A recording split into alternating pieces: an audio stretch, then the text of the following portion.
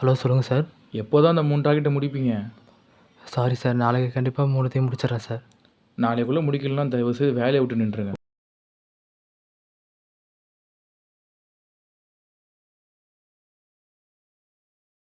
என்னாச்சுங்க? வாடகை கட்டணும்னு சொன்னேனே, அப்புறம் இன்னைக்கு கரண்ட்டு பில் கூட கட்டணும்னு சொன்னேன். இல்லைன்னா நாளைக்கு கரண்ட்டு பிடுங்கிடுவாங்க. நான் பேசிக்கிட்டே இருக்கேன், சைலண்ட்டாக இருந்தால் என்ன அர்த்தம்? என்னாச்சு, காசு இல்லையா?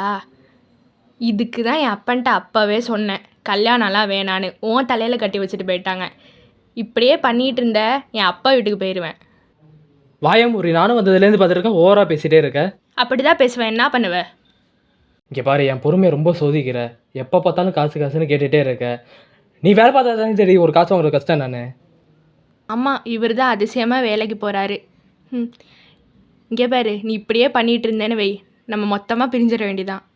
என்னடி சொன்ன?